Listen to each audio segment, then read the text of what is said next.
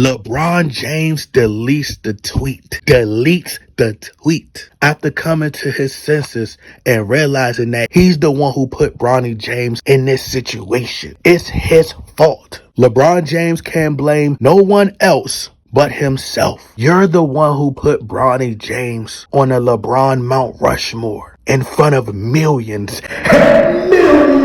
See, you celebrated before the victory. Let me repeat that. See, you celebrated before the victory. And now the people have spoken. Now people are responding to LeBron James and saying, hey, you're being very hypocritical. How can you get upset at people for having an opinion on Bronny James, giving constructive criticism, when you're the one who went on record and made these bold claims about Bronny James? LeBron James is the one who said Bronny James could play for us right now. Right now. You know, not, oh, let him build and let him work on his game. Let him get the hang of things, of what it's like at the collegiate level. He not ready for the RBA yet. It's still going to take time. Be patient. That should have been your sentiment from the beginning, but that wasn't how you came off. And now people are holding you to it. See, LeBron James has a victimhood mentality. He pretends as if all this pushback and all the criticism towards Bronny James, you know, and people's strong opinions about Bronny James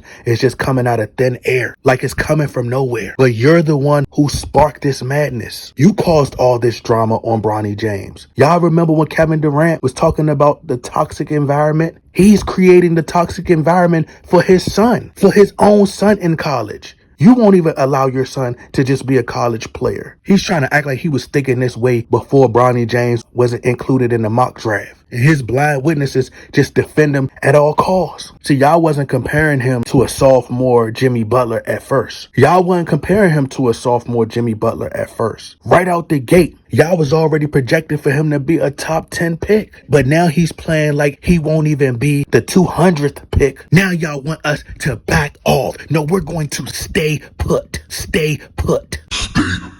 The man has never been battle tested, not even one of the top prospects in the world. So LeBron James, he knew he had to delete that tweet. He knew that was weak. As a matter of fact, he should have never posted it in the first place. But now they want us to have empathy. They want us to have sympathy for Bronny James. When nobody saying nothing, when LeBron James during the game, a fan had said something to LeBron, he went right in front of the fan and bent over and put his butt in the fan face. Did the media give sympathy to that fan? Did nobody think that that moment was inappropriate to put your butt in front of a fan's face? Especially when you've been out there sweating and you don't take baths as frequent as you should? As I said, you know you wrote a check that Bronny James couldn't cash. When LeBron James purposely, when he intentionally threw that ball at Scottie Barnes' head as he was going out of bounds, did y'all feel sorry for Scottie Barnes? No. When he elbowed Isaiah Stewart in the face, had him leaking blood, did y'all feel sorry for Isaiah Stewart? No. And then you have people feeling sorry for Bronny James. No, bruh. You don't have to feel sorry for this man. Being concerned is one thing, but don't feel sorry. They don't care about y'all. Don't nobody feel sorry when the media is bashing all these other players, saying that all these other players need to be traded. Ain't nobody feel sorry for Michelle Beadle when she went on record in an interview and stated that LeBron James was behind her getting fired. Ain't nobody feel sorry for her and offer her a job. And that's just Michelle Beadle. Just imagine how many other people he probably had removed. Yeah. I remember everything. See, when the tables turn and he putting people in position on these sports media shows to say all these great things about him. See, they could bash everybody else and attack everybody else, but they don't want you coming at LeBron. But once again, this is his RBA karma. Don't feel sorry for Bronny James. He gonna go back home to his multi-million-dollar home while you getting up and go to work every single day. Bronny gonna be all right. Look, he more than good. Now he wants to downplay the mock drafts. But I guarantee you, if the mock draft had Bronny James getting selected in the first round, I guarantee you he'd be reposting the mock drafts all over social media, bragging. Now he don't care about the mock drafts. This is the life that Bronny James has now signed up for. You once signed up for this life. You know what comes with it. It's just like they say in the streets.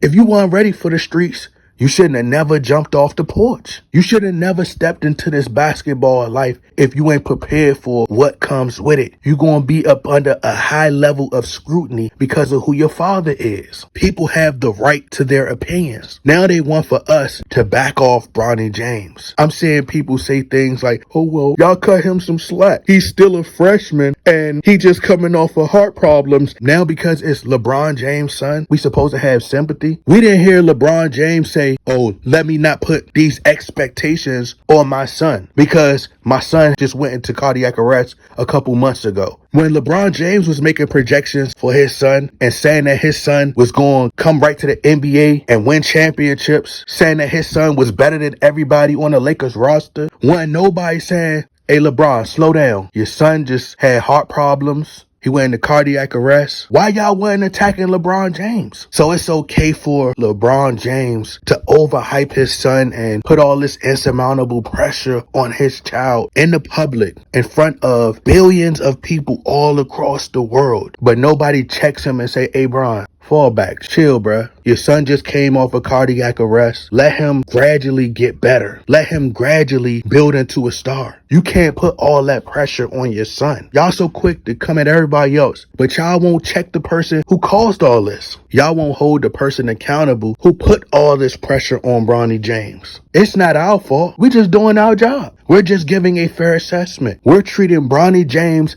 just like any other player. Y'all are fanboys. We're not. This is basketball. Y'all treat LeBron James like the king. And in turn, y'all want to treat Bronny James as if he the prince. We don't do that over here. We don't do that in this world. When we holding him to the bar that he set for Bronny James, we just keeping the same energy. And then he gonna have a nerve to say, hard workers earn, not given. Everything was given to Bronny James. Everything has been given. And he's been surviving on namesake alone. All because he's your son.